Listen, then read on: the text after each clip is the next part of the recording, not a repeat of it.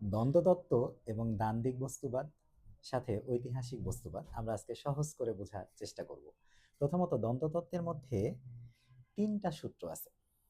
প্রথম সূত্রটা হলো যে প্রত্যেকটা বস্তু এবং ঘটনার মধ্যে দুইটা বিপরীত সত্তা থাকে এবং এই দুইটা বিপরীত সত্তার মধ্যে কন্টিনিউয়াসলি একটা দ্বন্দ্ব বা কন্ট্রাডিকশন চলে। এটা যে কোনো বস্তু বা যে কোনো ঘটনার মধ্যেই চলমান থাকে। যেমন আমরা যদি সমাজের দিকে তাকাই, সমাজে বিভিন্ন রকমের দ্বন্দ্ব আছে। এখানে ধর্মনিরপেক্ষতার সাথে ধর্মপন্থীদের দ্বন্দ্ব থাকতে পারে, বাম বনাম ডান, বা এখানে বুর্জোয়ার সাথে প্রলেতারিয়েত যারা আছেন তাদেরও একটা দ্বন্দ্ব থাকে। তো এরকম বিভিন্ন রকমের দ্বন্দ্ব আছে। আবার প্রত্যেকটা বস্তুর মধ্যেও কিন্তু এই ঘটনাটা আছে। তাহলে এই যে প্রত্যেকটা বস্তু এবং ঘটনার মধ্যে একটা চিরন্তনভাবে দ্বন্দ্ব বিদ্যমান আছে, এটাই হলো প্রথম সূত্র। এবার আমরা চলে আসি দ্বিতীয় সূত্রে। এভাবে যে দ্বন্দ্ব চলতে থাকে তাহলে দেখা যায় এই যে দুইটা বিপরীত সত্তা পরস্পরের মধ্যে দ্বন্দ্বে বিদ্যমান আছে, এই দ্বন্দ্বের পরিমাণ আস্তে আস্তে বাড়তে থাকে বা কমতে থাকে। অর্থাৎ এই দ্বন্দ্বের পরিমাণ কমা বাড়ার ফলে এই যে পরিমাণগত পরিবর্তন, সেটার সাথে সাথে একসময় গুণগত পরিবর্তন হয়ে যেতে পারে। একটু উদাহরণ দিয়ে বোঝার চেষ্টা করি। ধরুন পানি আছে, পানির যে অণুগুলো আছে এই অণুগুলো যেমন একই সাথে থাকতে চায়, আবার অণুগুলো কিন্তু বিচ্ছিন্নও হতে চায়। এই যে একই সাথে থাকার একটা প্রক্রিয়া, আর আরেকটা হলো বিচ্ছিন্ন হয়ে যাওয়ার যে প্রক্রিয়া, এই দুইটার মধ্যে কিন্তু ক্রমাগত একটা প্রতিযোগিতা চলছে। যেহেতু একসাথে থাকার প্রক্রিয়াটা বা ফোর্সটা শক্তিশালী বলেই কিন্তু পানির অণুগুলো কিছুটা হলেও একটা সামঞ্জস্য অবস্থায় পানি হিসেবে অবস্থান করছে। এখন আপনি যদি পানিকে উত্তপ্ত করতে শুরু করেন, তাপ দিতে থাকেন, দেখবেন যে পানির অণুগুলোর মধ্যে ছোটাছুটি বাড়তে থাকবে। অর্থাৎ বিচ্ছিন্ন হয়ে যাওয়ার যে প্রক্রিয়া সেটা আস্তে আস্তে বাড়ছে। কিন্তু 99 ডিগ্রি সেলসিয়াস পর্যন্ত পানি কিন্তু পানিই থাকবে, যদি এর মধ্যে দ্বন্দ্বের পরিবর্তন হচ্ছে। তার মানে 99 পর্যন্ত পানির মধ্যে যে পরিবর্তন হচ্ছে সেটা পরিমাণগত পরিবর্তন। কিন্তু 100 ডিগ্রিতে যাওয়ার সাথে সাথে পানিটা কিন্তু বাষ্প হয়ে যাবে। তার মানে এই যে পরিমাণগত পরিবর্তন হলো, সেখান থেকে গুণগত পরিবর্তন হয়ে গেল। অর্থাৎ পানি থেকে বাষ্প, এটা আলাদা বিষয় তৈরি হলো। এটাই হলো পরিমাণের গুণগত পরিবর্তন।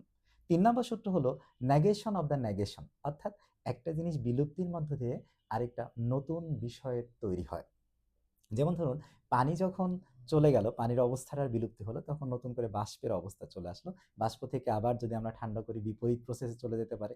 বরফ থেকে পানি, পানি থেকে বাষ্প, বাষ্প থেকে আবার ধরুন সেটাকে বরফ করা হলো, সেখান থেকে আবার পানি, আবার বাষ্প।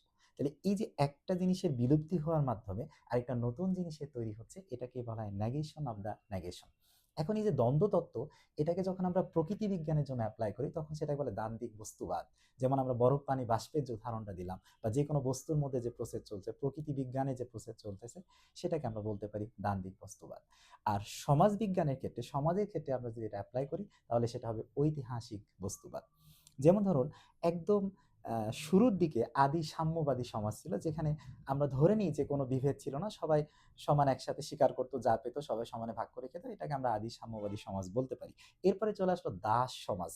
এই দাস সমাজে মালিক ছিলেন একটা অল্প অংশ, আর বেশিরভাগই কিন্তু ছিল দাস। তাহলে সেখানে সমাজের প্রধান দ্বন্দ্বটা ছিল মালিকের সাথে কৃতদাসের। এবং মালিক শ্রেণী শক্তিশালী হয়ে কৃতদাসদেরকে অপ্রেসড করে বা তাদেরকে নিয়ন্ত্রণে রেখেছে বলেই দাস সমাজটি স্থিতিশীল ছিল। কিন্তু এদের মধ্যে দ্বন্দ্বের প্রক্রিয়া কিন্তু চলমান ছিল। যখন দাসদের মধ্যে বিদ্রোহ বা বিপ্লবের প্রক্রিয়া তৈরি হলো, তখন দাস সমাজ আস্তে আস্তে সংগঠিত হতে থাকলো, মালিকদের বিরুদ্ধে সোচ্চার হতে থাকলো। তাদের মধ্যে জমানো যে ক্ষোভ, সেই ক্ষোভগুলো আস্তে আস্তে যখন বিস্ফোরিত হলো, এই বিস্ফোরিত হতে হতে একটা পর্যায়ে যে প্রবল বল প্রয়োগের মাধ্যমে মালিকদের পরাজিত করা হলো। অর্থাৎ কৃতদাসদের যে লড়াই, সে লড়াইয়ে মালিক শ্রেণী যখন পরাজিত হলো, তখন কিন্তু দাস সমাজ ব্যবস্থা বিলুপ্ত হয়ে সামন্তবাদ বা ফিউডালিজমের তৈরি হলো। ফিউডালিজমে কিন্তু প্রধান দ্বন্দ্বটা তৈরি হলো সামন্ত প্রভু এবং ভূমিদাসের মধ্যে। এই দ্বন্দ্ব একটা লম্বা সময়ের প্রসেসে চলতে চলতে এইটাও যখন একটা গুণগত পরিবর্তন হলো, এই সামন্তবাদ সমাজ থেকে চলে আসলো পুঁজিবাদ। পুঁজিবাদে এসে তখন মেইন দ্বন্দ্বটা তৈরি হয় বুর্জোয়া শ্রেণী এবং প্রলেতারিয়েত শ্রেণী। প্রলেতারিয়েত শ্রেণী বলতে এখানে শ্রমিক বা যাদের শ্রম বিক্রি করে যাদেরকে উপার্জন করতে হচ্ছে, জীবিকা নির্বাহ করতে হচ্ছে, তাদেরকে এখানে বোঝানো হচ্ছে। তো এই যে যারা প্রলেতারিয়েত আছে, তারাও তারা একদম ভেসে ভেসে থাকা মানুষ, ছিন্নমূল মানুষ। তাদের মধ্যেও আস্তে আস্তে যদি সংগ্রামের মাধ্যমে একটা নেতৃত্বের মাধ্যমে সংগঠিত হয়ে শ্রমিক শ্রেণী এই দ্বন্দ্বটাকে কাজে লাগিয়ে তারা যদি সংগঠিত হয়ে বুর্জোয়া শ্রেণীকে পরাজিত করে, তখন এই যে বুর্জোয়া শ্রেণীর যে আস্তে আস্তে ধাপে ধাপে বেড়ে ওঠা, এটা পরিমাণগত পরিবর্তন। কিন্তু যখন বিপ্লবের চূড়ান্ত মুহূর্তে বুর্জোয়া শ্রেণীকে অপসারণ করে ক্ষমতা দখল করে, তখন সেটা হয়ে যায় বিপ্লব। অর্থাৎ পানি যেমন 100 ডিগ্রিতে যাওয়ার সাথে সাথে বাষ্পে পরিণত হয়, বিপ্লবের ওই ধাপটা কিন্তু অল্প সময়ের মধ্যে সম্পূর্ণ হয়। আপনারা জেনে থাকবেন বলশেভিক বিপ্লবের চূড়ান্ত পর্যায় ছিল মাত্র 10 দিন, কিন্তু এটা ক্রমে ক্রমে কিন্তু পুঞ্জীভূত ক্ষোভ আস্তে আস্তে জমতে থাকে। যেমন রোমানভ বংশ প্রায় 300 বছরের বেশি সময় ছিলেন। এপ্রিলে লেনিন রাশিয়াতে আসলেন।